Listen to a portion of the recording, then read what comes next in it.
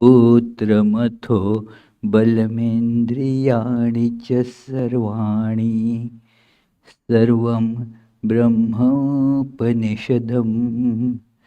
माहं ब्रह्म निराकुर्याम् मा ब्रह्म निराकरोत् अनिराकरणमस्तु अनिराकरणं मेस्तु तदात्मनि निरते य उपनिषत्सु धर्मास्ते मयि सन्तु ते मयि सन्तु ॐ शान्ति शान्ति शान्तिः ॐ May all my limbs attain strength.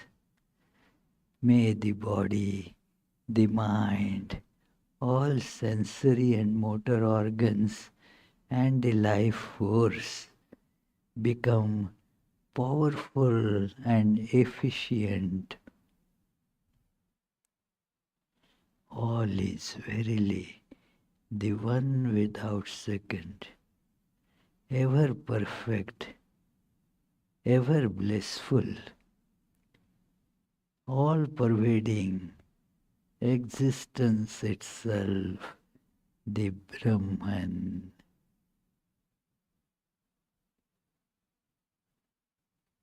May I never deny Brahman. May the Brahman also never reject me. I am aware that realization of this truth of Brahman requires acquisition of many virtues told by the scriptures. May all those virtues be in me. Om. Peace, peace, peace. Let us feel this oneness by feeling, by imagining that I am an ice cube in a huge heap of ice cubes.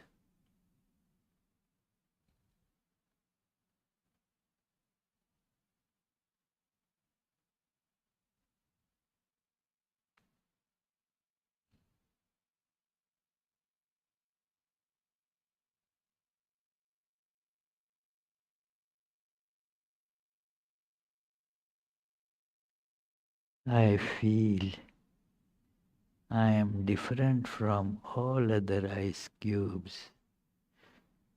I have my particular size, my particular shape, my particular position in the heap.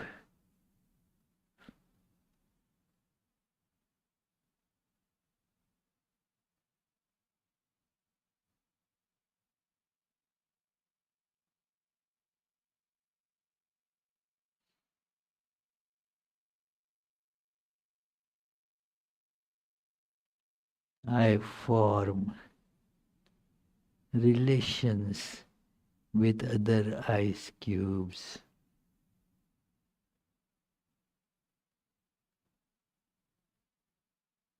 Some become my parents,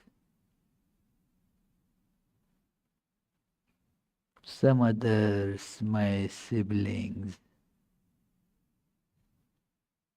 some others friends, relatives, Some others are colleagues. Some are my enemies.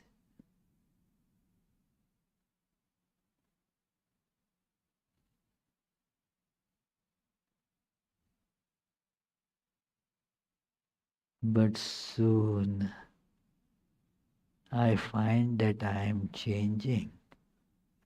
My shape is changing.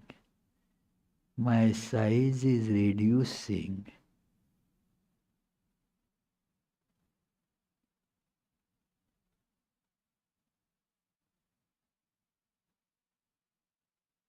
Same is happening to all other ice cubes as well.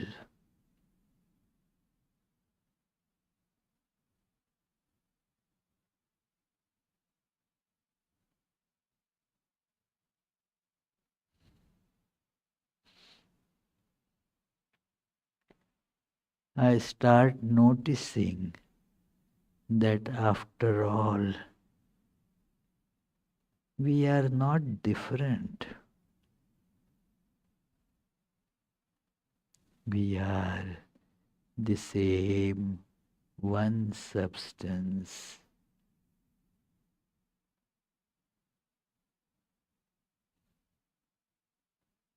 Soon we all melt.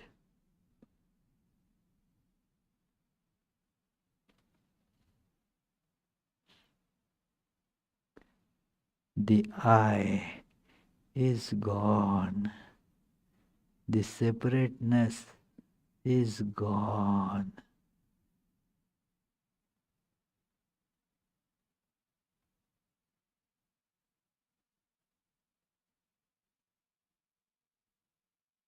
There is just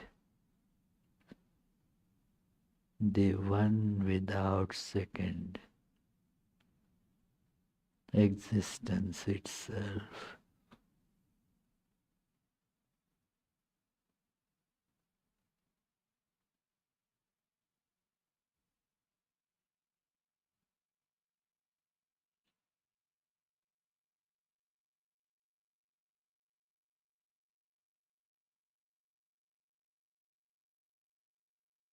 Om. Peace, peace, peace.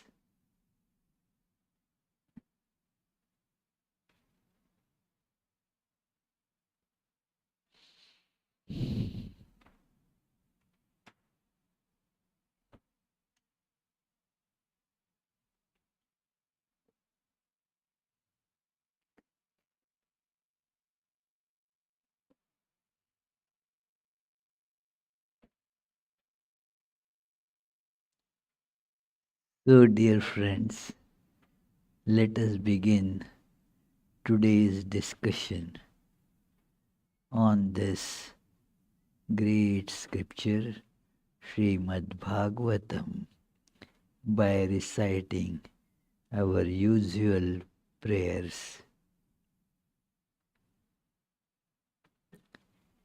जन्माद्यस्य यतोऽन्वयादितरतश्चार्थेष्वभिज्ञस्वराट् तेने ब्रह्महृदाय आदिकवये मुह्यन्ति यत्सूरयः तेजो वारिमृदां यथा विनिमयो यत्र त्रिसर्गो मृषा धाम्ना स्वेन सदा निरस्तकुहकं सत्यं परं धीमहि. That from whom creation, sustenance and dissolution of the universe take place, who is both the instrumental and material cause of it, who is omniscient, is the only one having self-mastery, being the one independent entity, who illumined the mind of Brahma with the Vedic revelation, whose wisdom is the wonder of the greatest sages, in whom the world of the three gunas subsists, just as the combination of materials like fire, water, and earth subsist in their causes without changing their elemental nature, in whose consciousness there is nothing false. On that truth supreme we meditate. So let us remember that there is the one independent entity, the divine, the Brahman or God. There is nothing else independent apart from that, because all is its manifestation and all is controlled by the gunas, the sattva, rajas, tamas. That is the nature of this manifestation. The supreme reality is without any of these sattva, rajas, tamas in it. It transcends all that. But in manifestation, in fact, the cause of that manifestation is these three gunas. The three is because that is how the human beings, they appreciate the divisions, the distinctions. The human beings appreciate these distinctions because with three you can create immense, infinite variety. Like with three colors, you can have infinite shades. With these three is a number that can have the infinite ramifications. So therefore, these three, sometimes they are described as the rajas and tamas. These are only two. In some descriptions you find that sattva is a balance between the two. Instead of calling it an independent guna, that tamas is the inertia, the rajas is the dynamism. And one can understand these two, that there is the inertia and there is the propulsion which creates dynamism.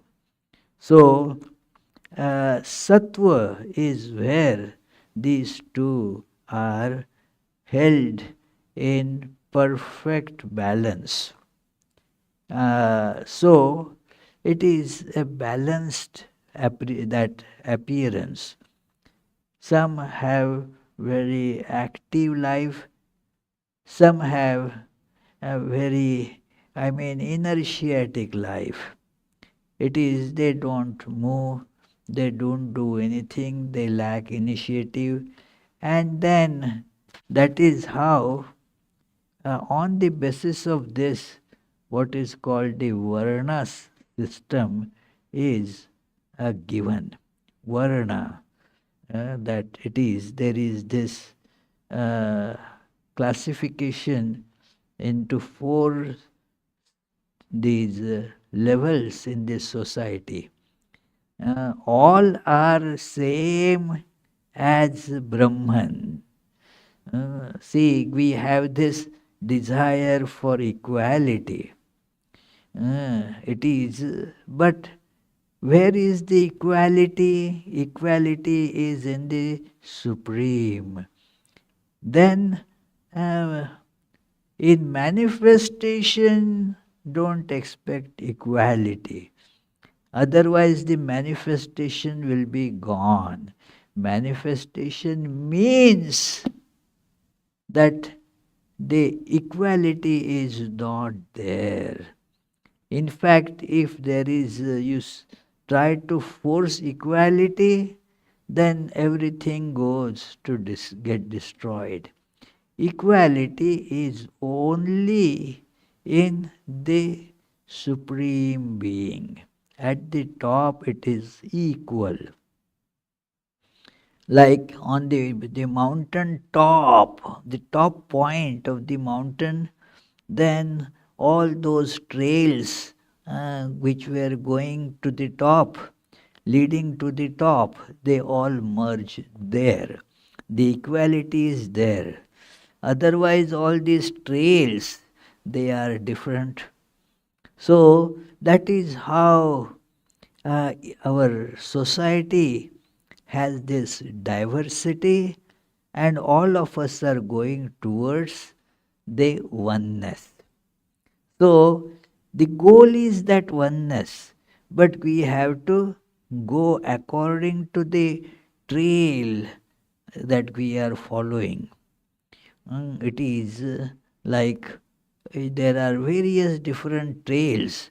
Our this Abhijit goes to for trekking and goes by different trails.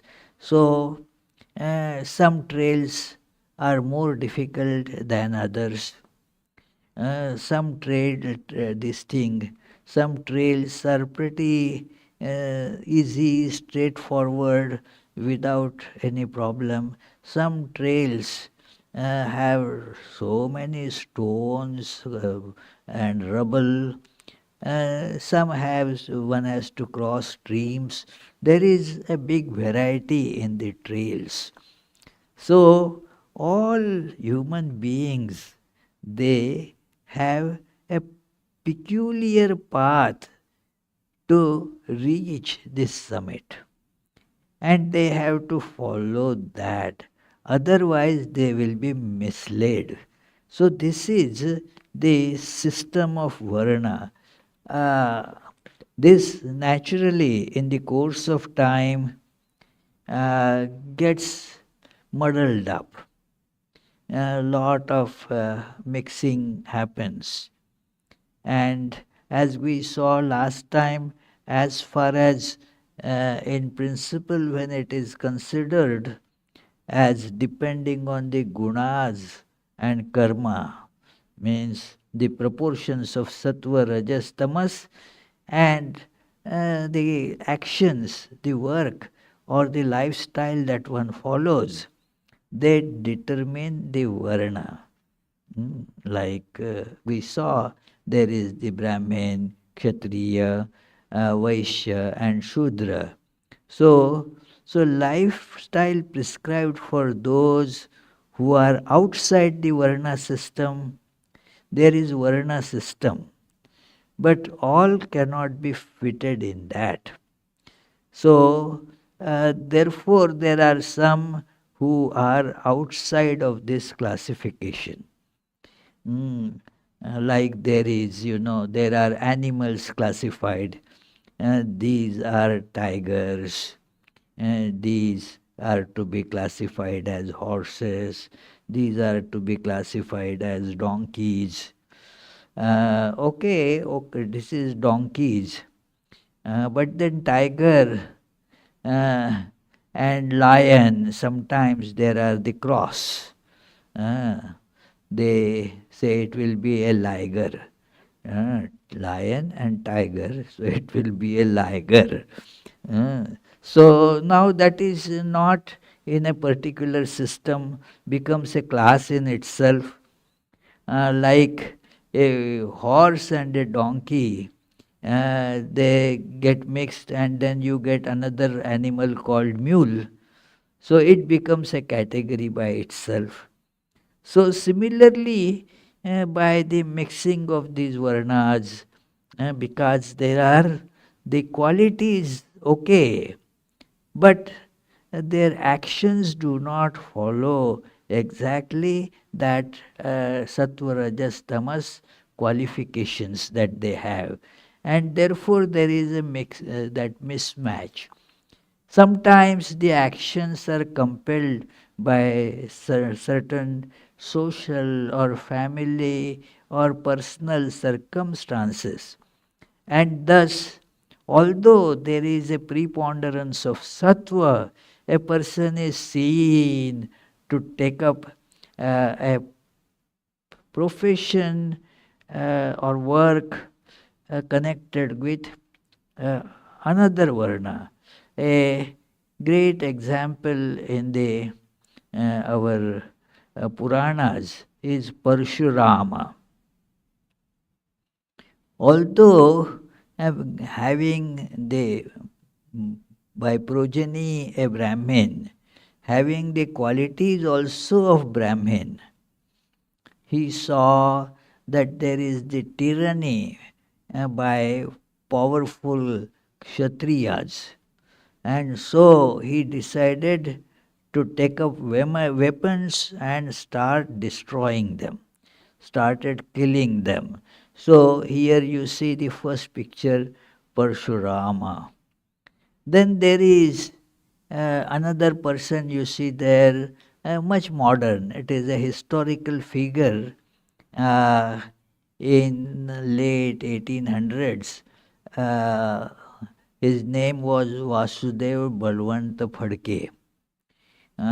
He was actually by not only by birth but by traits a Brahmin, but wanted to take up arms against the British rulers. So he became that kind of a warrior for that purpose. Then there is this example where you can see both Ahilya Bai Holkar. Now she was a queen belonging to by birth to Kshatriya community and also has those traits. She could fight a war. But then most of her life was that of a great devotee of God. So you see that combination. So all that is accepted. So the rules of Varna and the particular duties associated with that group, that Varna, they do not become exactly applicable there. It is that gets decided by local customs, time, place, and need. According to that time, that gets changed. Many times, this mix happens like uh, there is this great story in the Upanishads. It comes in Chandogya Upanishad and very illustrative story that a boy, small, the mother didn't know who the father was. The meaning is clear that she was having, staying with different people at different times, and so this child was born. So this child wanted to now study the scriptures, go to the guru and study the scriptures. So he asked mother that what is my particular lineage, can you tell me that? So that the guru will ask what is your lineage. So I will have to tell that to the guru. And the mother told him this truth that I don't know. So she told, you go to the guru and tell that my this that my name is Satyakama and my mother's name is Jabala.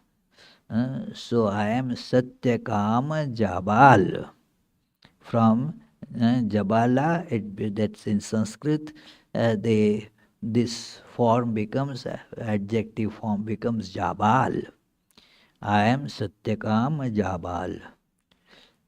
And he went to the Guru, and as expected, the Guru asked, tell me what Gotra, means what particular lineage you belong to, because I will have to decide whether you are qualified to get educated or not.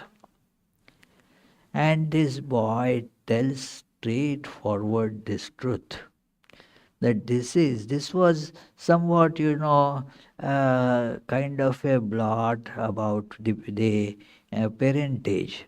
But the boy did not hesitate and told this somewhat disturbing truth about his birth. And the teacher said, well, nobody but a Brahmin can tell this kind of a shameful truth so clearly. Embarrassing truth. This is an embarrassing situation.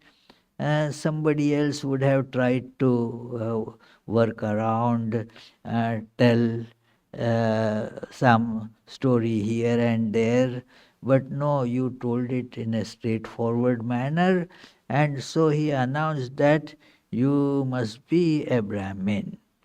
You have that trait of being truthful, and so I will certainly teach you. So this is how this Varna system. Now that boy, what Varna I belong to, who knows? Hmm.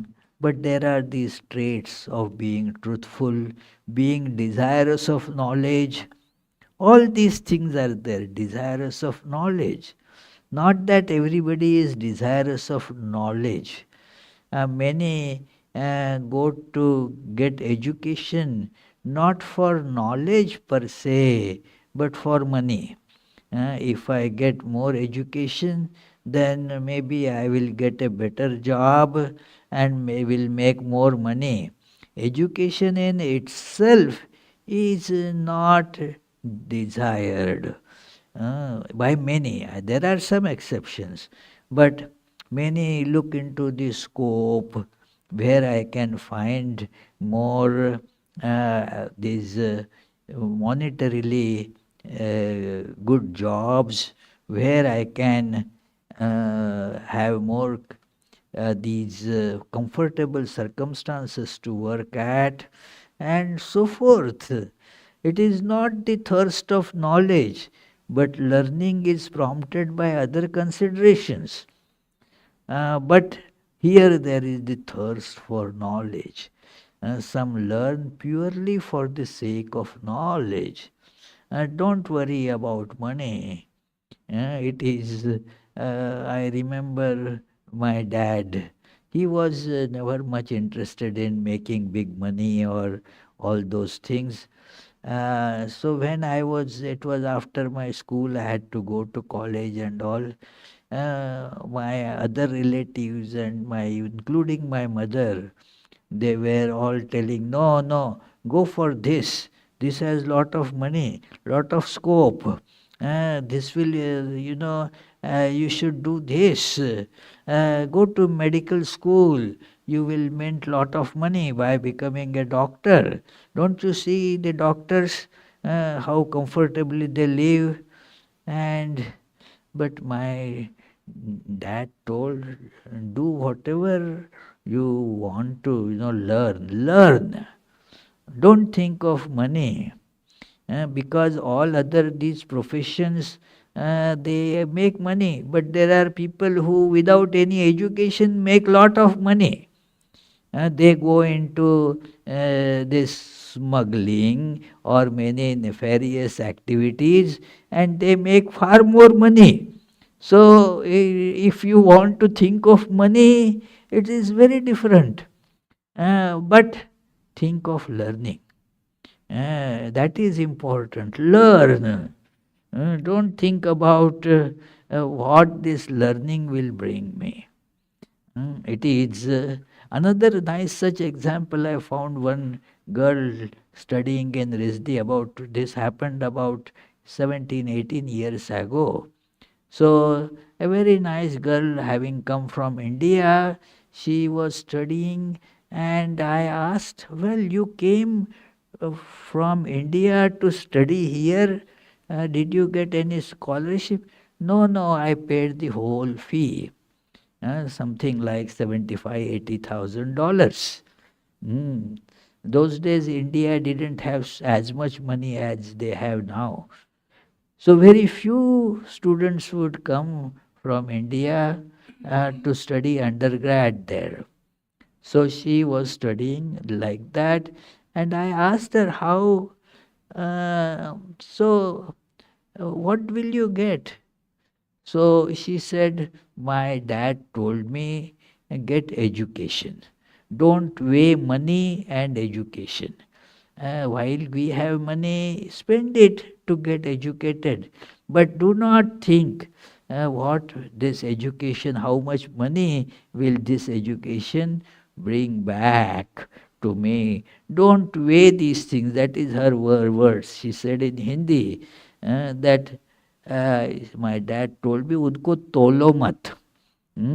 Money is one thing, education is another thing.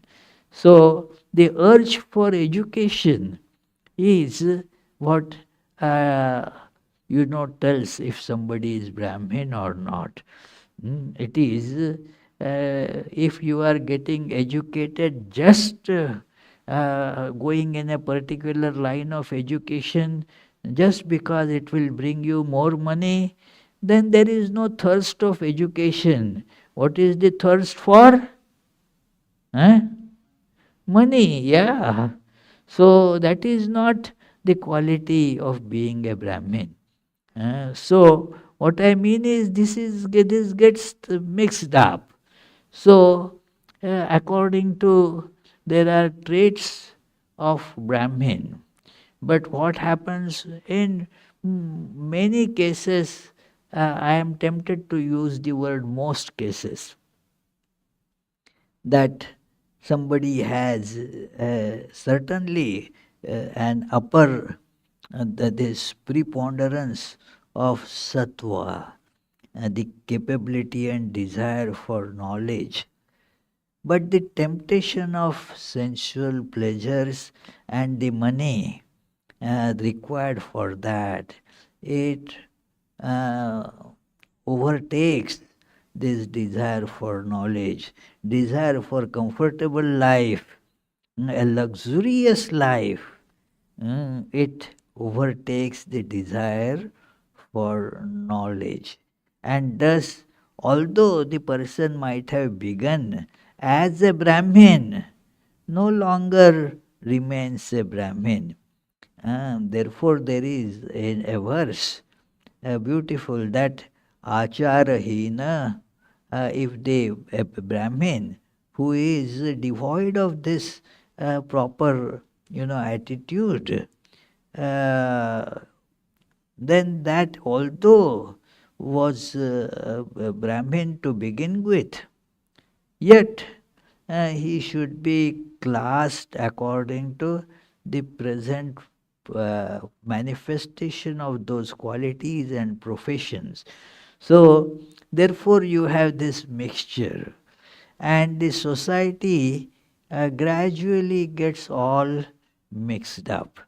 That the uh, family background may be Brahmin, but the children go in various different professions, or in the family itself, the father may have the traits of, say, uh, Rajas more.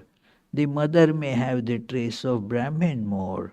So, the progeny may have different traits, and they get, tutored, prompted to lead that kind of life by both differently, and thus you have a mixed class. So now, according to the situation, they choose that. But there is a scope for them also, what is kept out of this caste system, because they won't follow any law or rules at all. They anti-socials like robbers, cheats, and such. They are not in this Varna system. They are to be dealt separately. So they are not told of, spoken of here.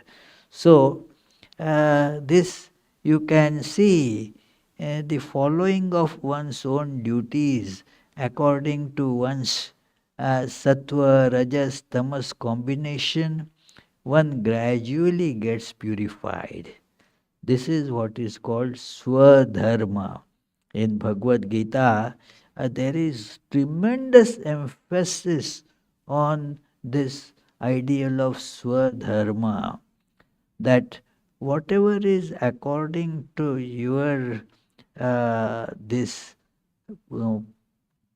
particular combination of sattva, rajas, tamas, follow that. Don't try to imitate somebody. It feels very attractive to imitate. And so you give up whatever is actually something that is very natural to you, is according to your this sattva rajas tamas combination, according to your varna, but you get tempted by somebody else doing something else, and thus try to give it up and follow the other path, which you cannot, and you come to grief. One of our Swamis used to tell that if uh, a, this if this wolf tries to imitate a lion, a wolf is trying to imitate a lion, then the result is that it becomes a morbid wolf, not a morbid lion. No question of becoming a lion, but a morbid wolf. Earlier the fellow was at least good as a wolf. Now the wolfness has become morbid. Lionness was not going to be acquired like that. So therefore, Sri Krishna tells in Bhagavad Gita that paradharmo bhayavah swadharme nidhanam shreyah paradharmo bhayavah. Even if while going along your natural course of doing work and leading the life, it may be difficult, fraught with many difficulties. But it is better to stay and die there. Paradharmo bhayavaha. That trying to take somebody else's path is terrible. Never do that. So this is how, whatever works you do according to your particular mental, physical disposition and the gunas, that work can lead you on to the path to ultimately realize God. This is a very important point stressed in our scriptures. Keep on doing these works. These works then become meditations. If they are done with the spirit of dedication, these works themselves, they have the potential to purify you, egg you forward towards the realization of goal. If you think that, okay, I saw Shankaracharya and Buddha, they renounced everything. These works are very difficult to do, and one gets entangled. And the scriptures, they speak of, work without attachment. But it is easier said than done. If you go to do work, then you get attached. So therefore, let me just run away, become a monastic, and then it will be so nice for me. Uh, the idea sounds good. It has, try to become a Shankaracharya, and you will not be able to become that, like that.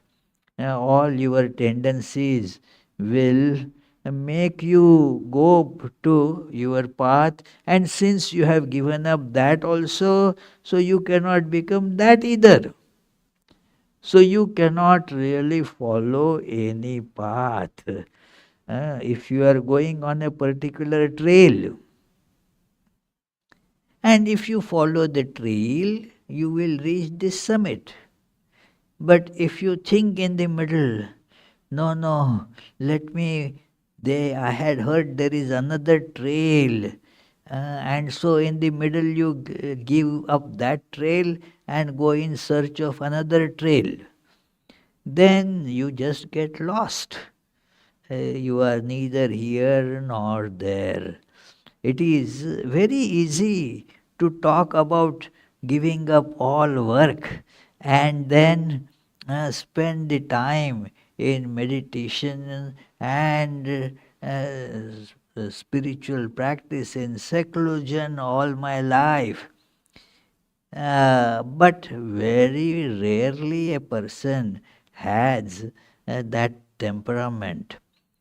For almost all of us, a proper work is very, very necessary for spiritual growth.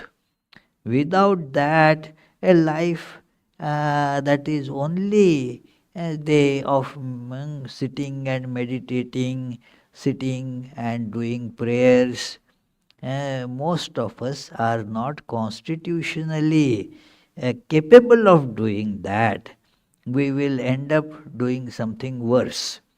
So, therefore, it is not advised. It is many. Sri Ramakrishna gives an example that somebody had quarrel with wife at family, in the family, and then decided therefore to run away from the family and go somewhere. So he ran away and went to Benares, Kashi.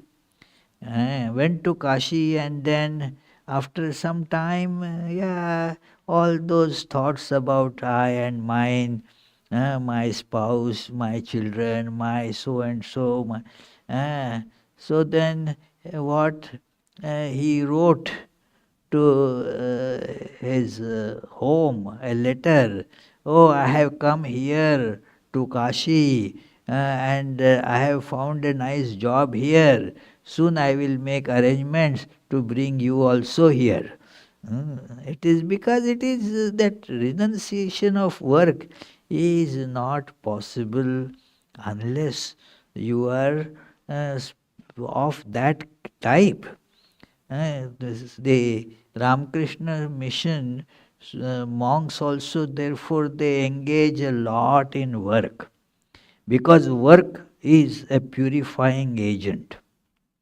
It is a purifier. Without work, the mind, gets astray very easily. Work is not a requirement just to earn money.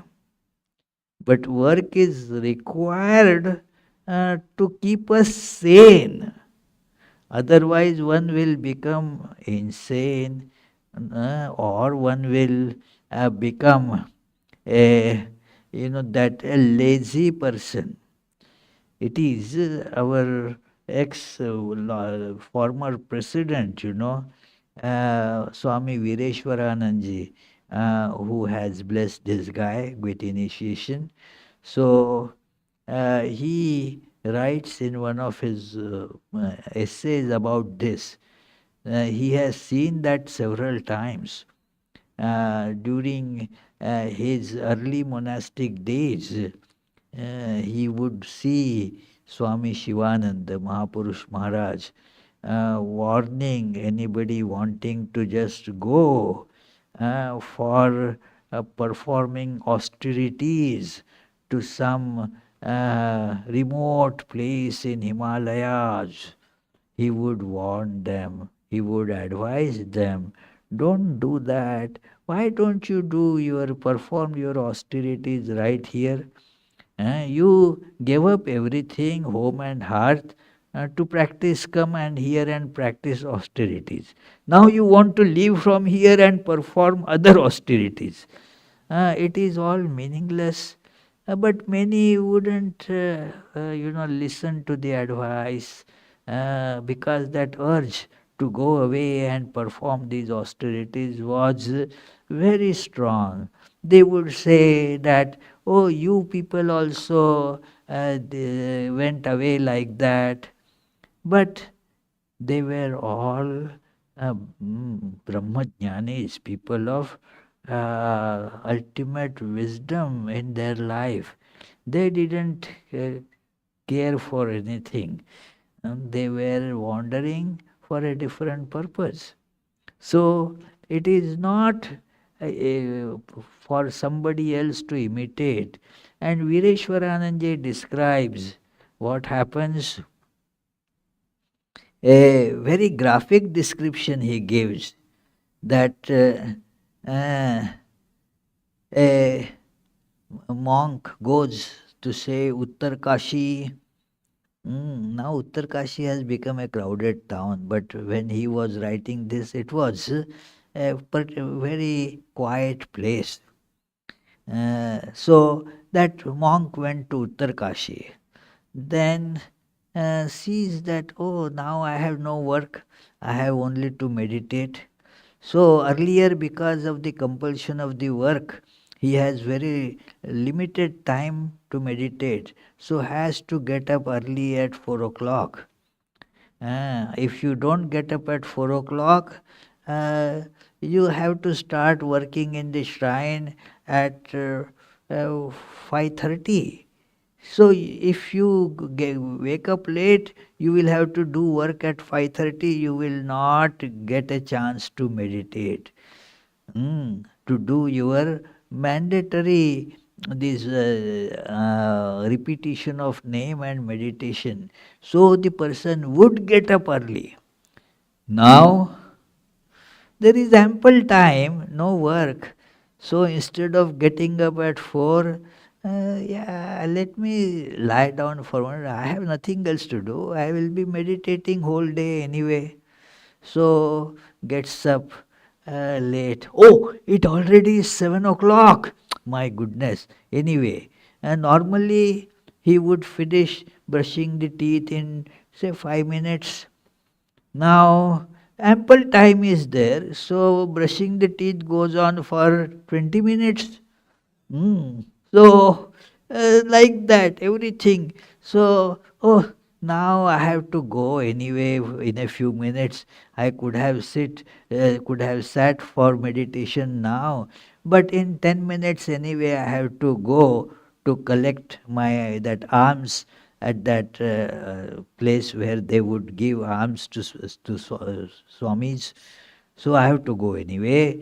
So those 10 minutes are gone.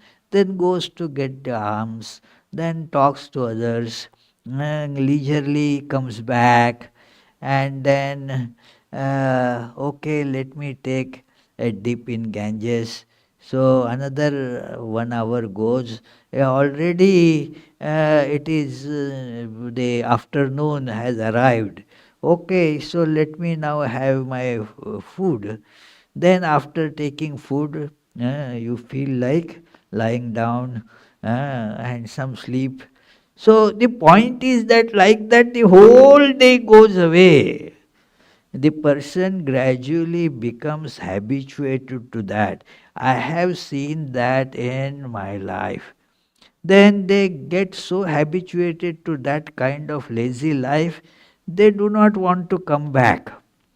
Not that they develop spiritually, but this comfortable life where you are not forced to do any work. There is no requirement as such.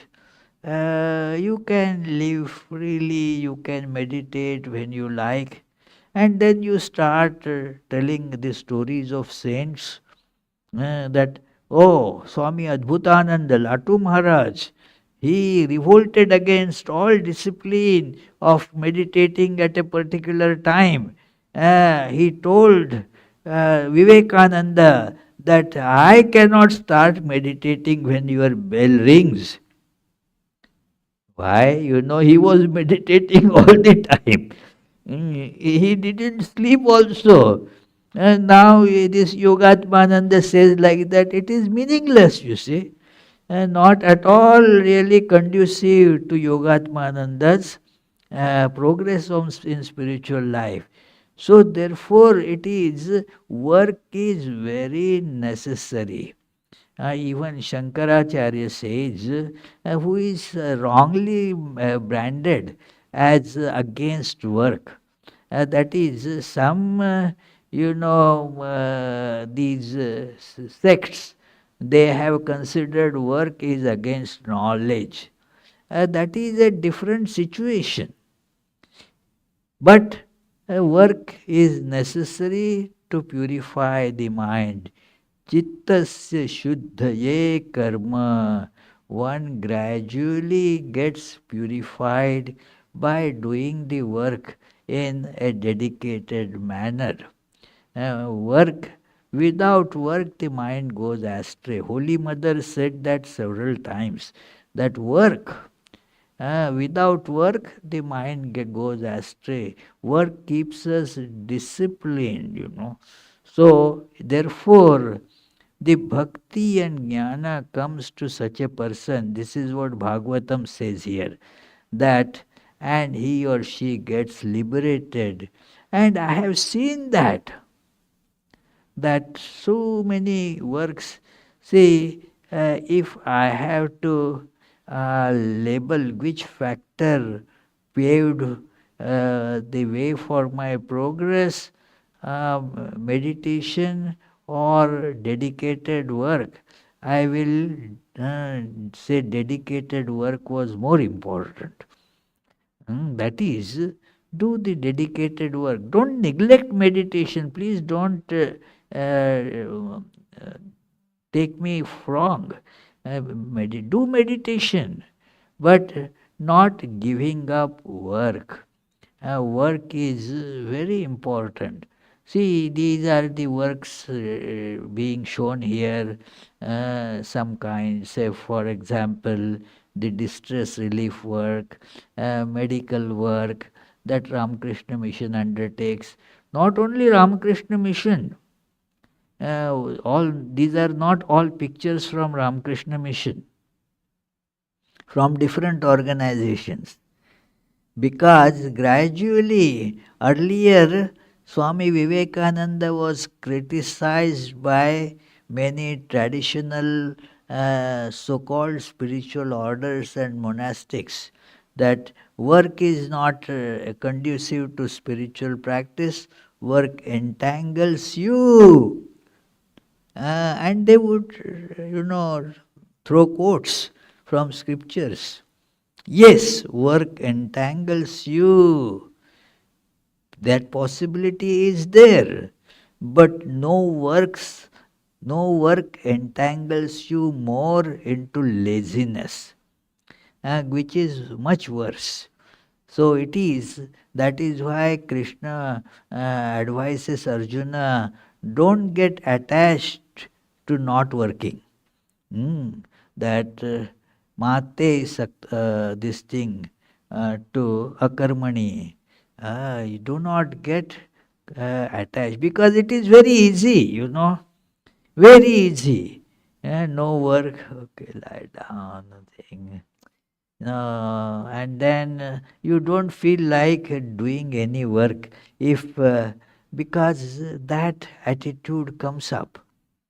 And for whom this attitude is very much needed, that comes up in this later. Then the lifestyles from different ashramas is described. Hmm. It is Varna is one thing that according to the gunas. Ashramas is according to the age of the person.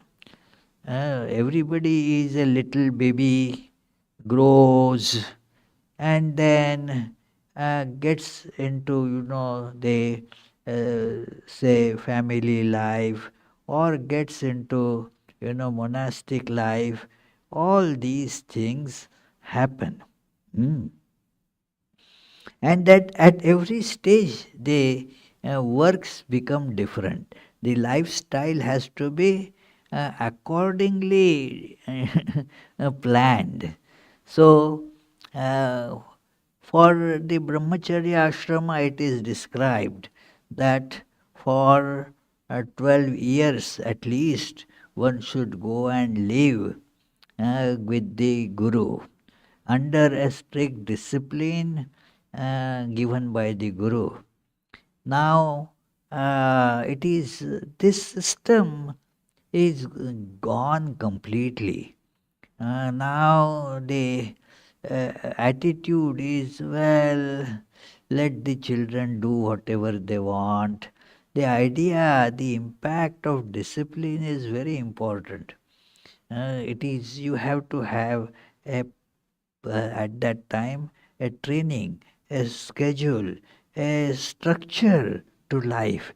Lead the life like this, because in that young age one can be molded. Those impressions can be put in and that help them later. Oh, you have to memorize all these verses. And nowadays, the so called educationalists, they say, what's the use of memorizing? Do they understand anything at that? No, they don't understand. Then, no memorization necessary. And the children, they have to play, let them play, do whatever. Do not put them under any discipline. Nothing actually can be detrimental to the spiritual growth of those children. Even Swami Vivekananda has, in complete works, you will find passages that how this loss of this brahmacharya system has produced uh, gangs of educated criminals. Earlier, the criminals, robbers, and all, they were not educated. And now they are all very well educated. Um, they are, see, many of them are that lawyers and doctors and studied high levels, but and that study did not make them good human beings for the lack of this foundational training. That yes, first you have to imbibe the virtues. So that was this brahmacharya. We shall discuss all these gradually in our next class. Then they have described Vanaprastha ashrama. The order here is changed in Bhagavatam. After they first have given the brahmacharya life and vanaprastha life, that when one finishes kind of his family life, the social life, gets old, and therefore now withdraws to some extent, that is then vanaprastha, means staying in the in the forest, in the woods. And then there is sannyasa is described, the monastic life. And then the grihastha, the householder's life described. All these are, this order is very interesting. This is not the, or the, that normally the, as the order is told. But there is a psychological significance to this order also. Our time for today is over. I suddenly remembered again that, well, I was given, handed out some scolding that Swami, you do not leave enough time for question answers. We have to think about the questions. You suddenly say, okay, questions, and that's so. Therefore, give some time so you can think about the questions after we do our concluding this prayer. Then you can ask any question you like. निगमकल्पतरुर्गलितं फलं शुकमुखादमृतद्रवसंयुतं पिबत भागवतं रसमालयं मुहुर्हो रसिका भुवि भावुकाः. O devotees, quaff, quaff to intoxication this nectar of the fruit of the tree of Vedas, flowing from the mouth of the great sage Shuka and mixed with the ambrosia from his words.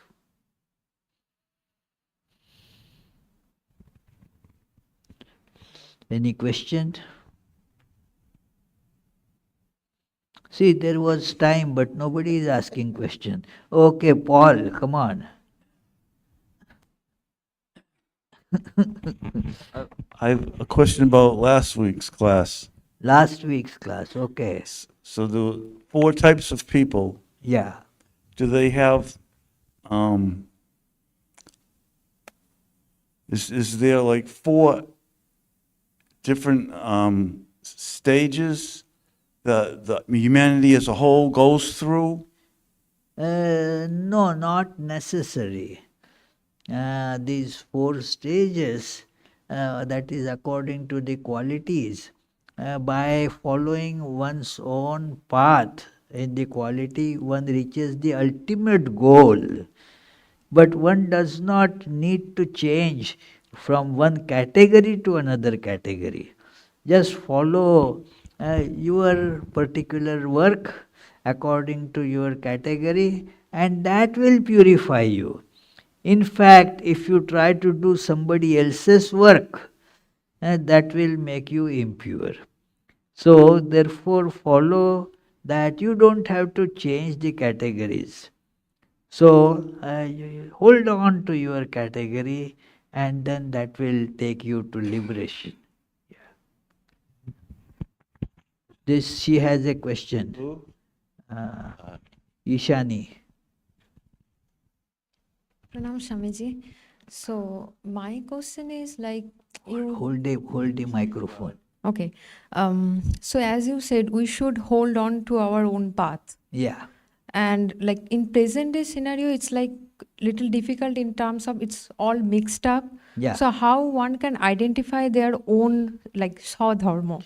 Yeah, that is a good question. It comes up always. There is this mix up. First thing is, and it is again and again emphasized, that this is not determined by birth. So one should look at one's own traits and then determine it. That, like for example, there is the desire for sense enjoyments predominant, desire for money more predominant. It is the no question of faking, that if I have the desire for money, okay, that is the trait that I have got.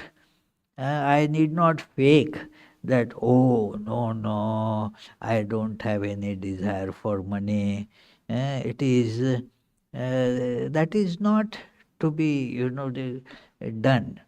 So just look at yourself and decide that what is it that you really are seeking in life, and what are the qualities that predominantly are present in your character.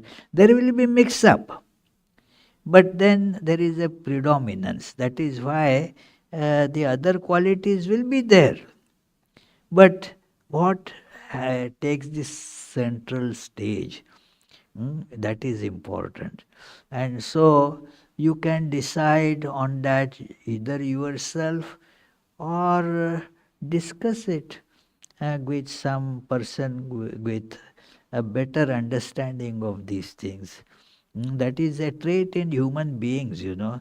When we are having some confusion, we go to somebody who has better expertise and then tell, like you go to doctor, that oh, I have been suffering from this, and so because you know that you need an expert advice on this, so you can go and consult an expert. In no other creature you have such things, you know.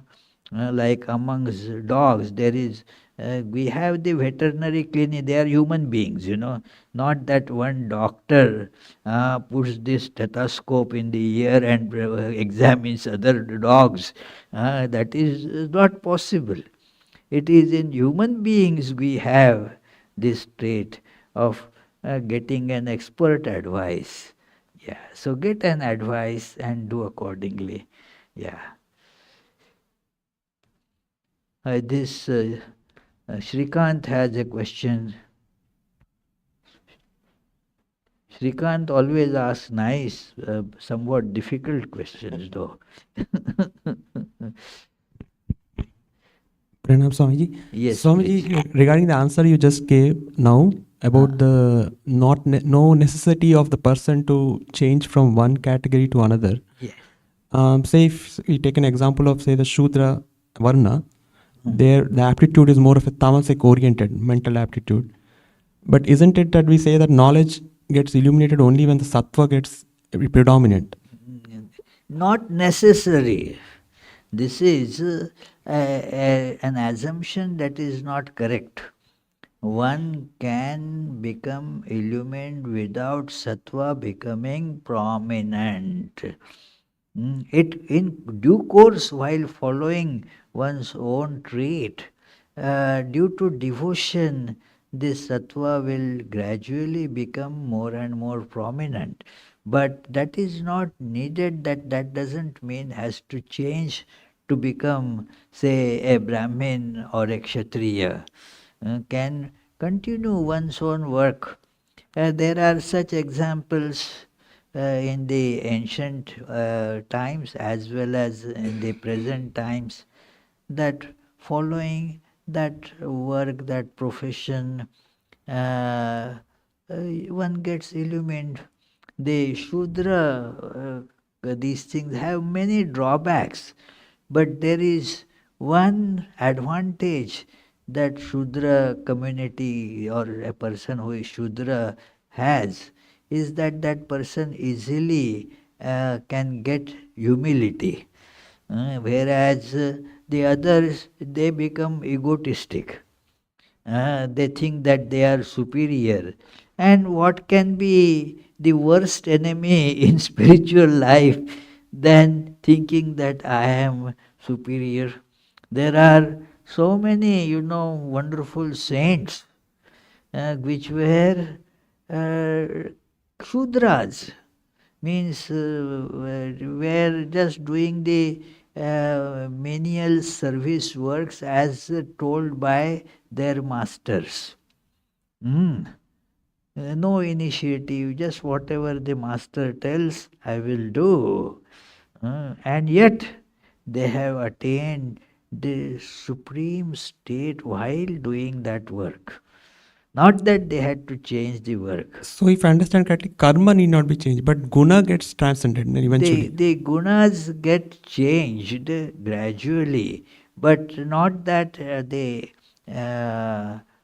will become first sattva guna prominent and then that person will, as the person gets purified, that is, the mind starts becoming pure, and that also is called sattva.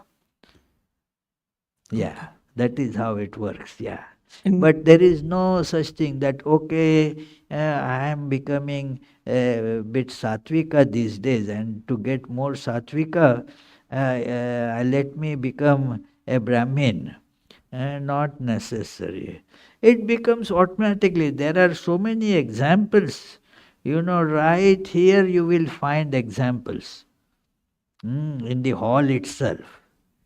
that this life has changed while doing one's own work, following one's own path, you move forward. Do not worry whether you are becoming a higher caste person or not. No. Follow the path. Yeah. Second question, small one probably, is that a person's aptitude may not be in line with the family traditions. He's born in a certain other family, No. but he or she has to continue to do the same rites and rituals as part of the family traditions, which may be somewhat of a misfit given their mental aptitude. That is true, but there is this change, and I have seen this change.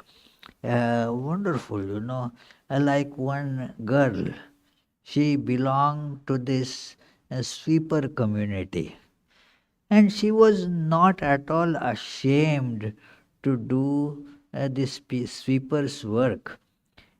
She was earning money by working in the municipal corporation. This happened in Nagpur. She would clean the streets, all that garbage and all that work would be done, and then would go to college. And gradually she became a very highly educated person, became an IAS officer. So now, while doing this work, she acquired all that. So it is possible, not that you give up this work. While doing this work, because that is what is traditionally given. And then there are some cases exactly opposite, very disastrous. One carpenter that used to come to our center there, and he wanted that his son, although he was also a skilled carpenter, he said, no, that in carpentry, not only you don't get money, you do not find a good girl to marry also. My son will find it difficult to get married.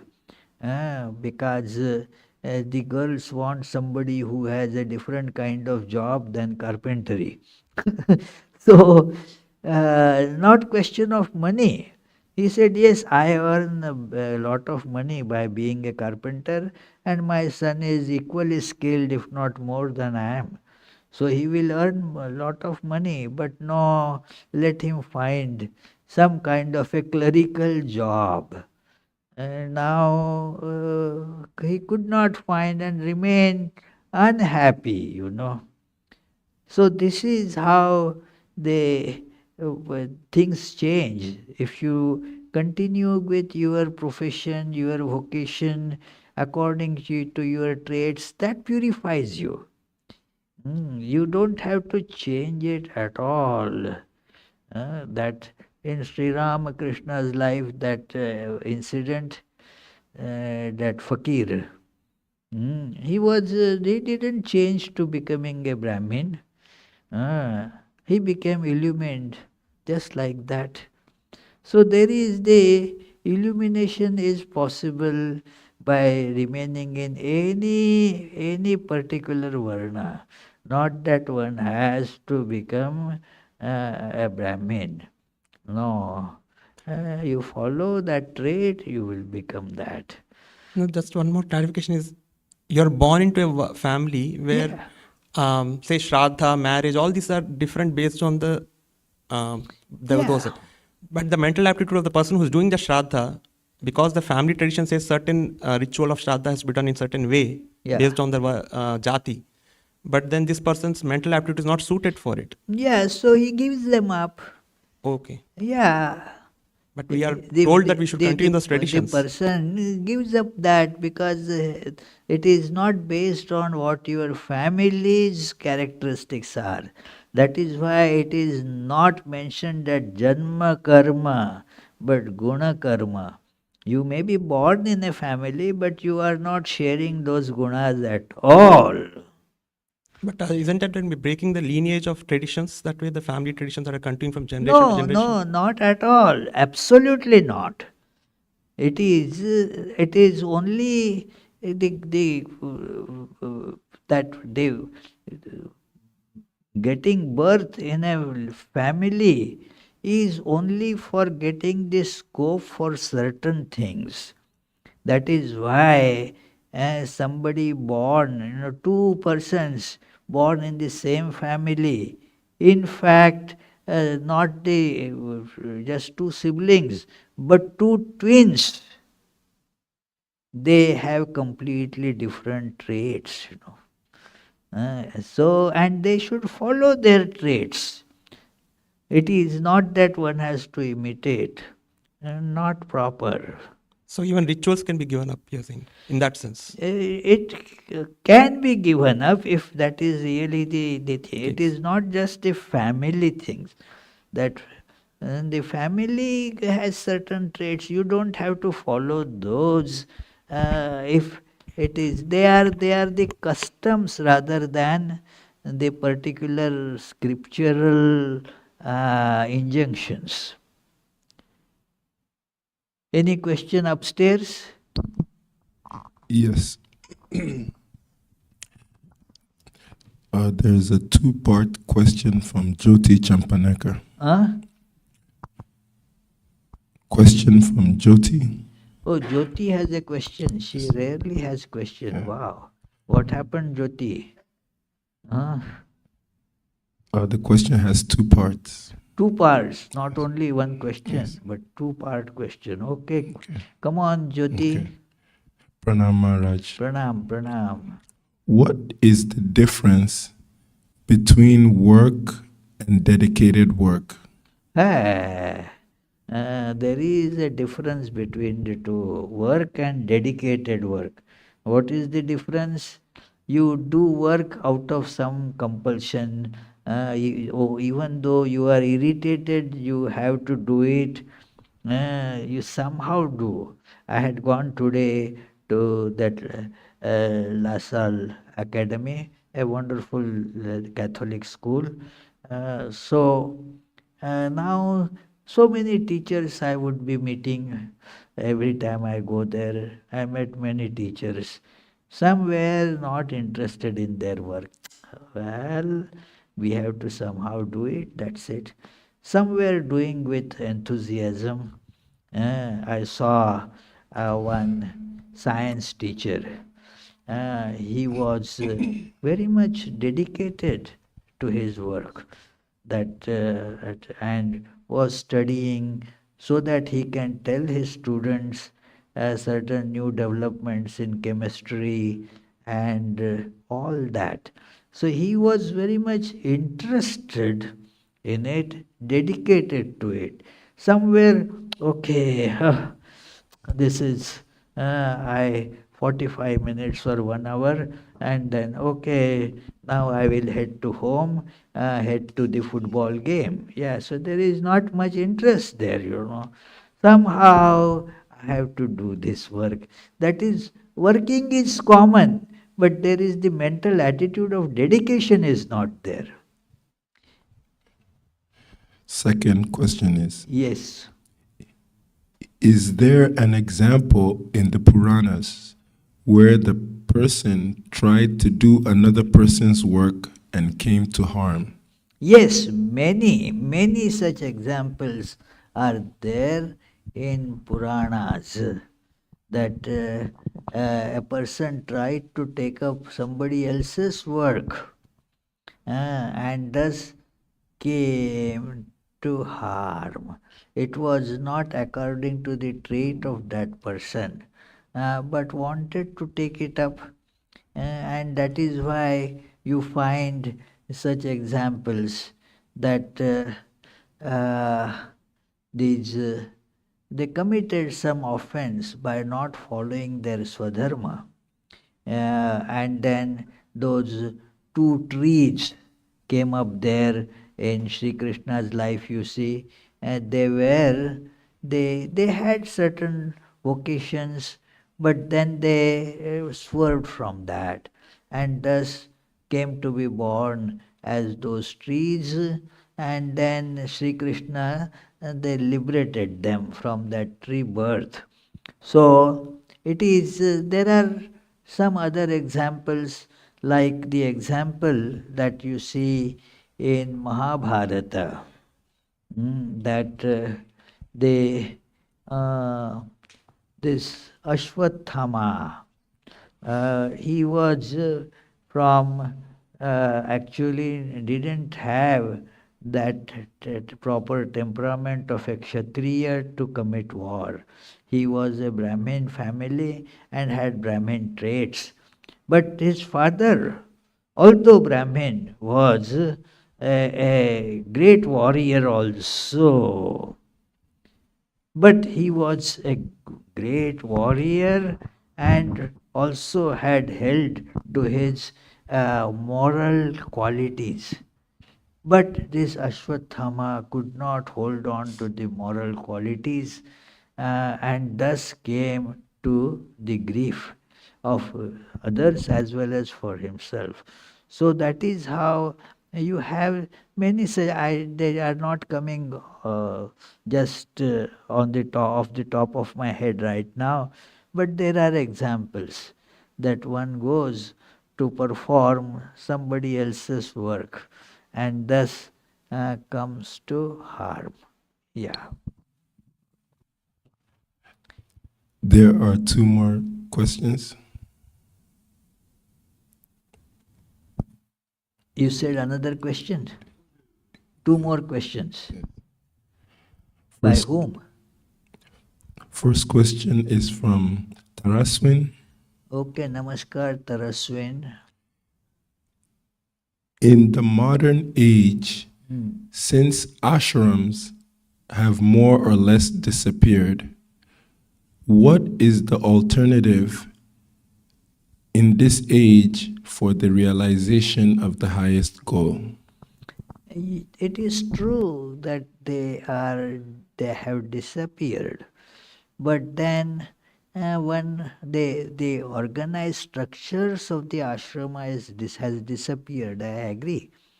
But then one has to think and decide like that.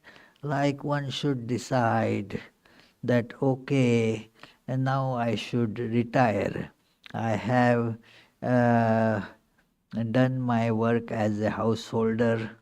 I have earned money.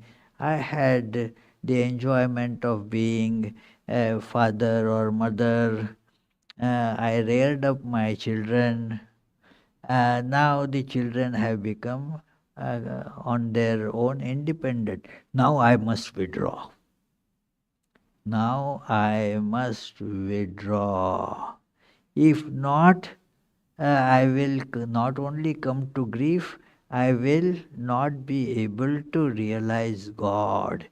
It is very important thus to retire from that. And one feels, but the attachments compel that to think that no, I am still needed. And thus one keeps on getting into, no time at all for me. It's true that I had thought of. So many people have told me, I am yet to find an example that a person really does that. Maybe one or two very rare examples that, oh, you should, I have a mind to do meditation, but I plan to do it after retirement. I cannot do things half-heartedly. So now I am in work. And there is the business and all that. When I retire, then I will start meditating. The person retires and then goes to play cards. Oh, well, you know that it is such a fun to connect with my old these friends. We come together and play cards. And of course, while playing cards, we chat here and there, drink some beer and all that. That also automatically, then all those things follow. it is hardly ever that a person, if not really intent on meditating, gives it is just an excuse that afterwards I will do it. So one has to really in one's own life follow this discipline. The system is not there. The society, you are right, that will not compel you to do that. But as an individual, you must see that if your goal is to realize God, then you must withdraw. At one time, the society would push you to do that. Now, the society doesn't do that. So, you have to find out that how you can do it. Any other question? Yes. Last question from Beverly Collins. Yes, Beverly. When you say don't try to do the work of someone else, are you saying that one's varna stays the same throughout one's life? Yes, the varna more or less stays the same, although there will be transformation. It is not the varna of birth, but the constitution, psychological constitution of sattva, rajas, tamas. It not that it never changes, but it is like the DNA of a person, not that it never will change. But it is held as if it never changes. That is why it is used for identification of a person, because DNA is not supposed to change, and that DNA has this all the constituents of one's mental capabilities, tendencies are as it were condensed, but it does change. It is rare, but it does change. But that is why the sattva, rajas, tamas combinations will remain more or less the same throughout one's life. So varna will remain the same, but you will progress towards the goal in spite of that. That is how this path will be happening. You don't have to worry about that at all. That worrying whether I should change my varna, then you are, making a mistake of shifting the attention. Okay, then it is already 8:54, 8:55. So let us conclude with the closing chant.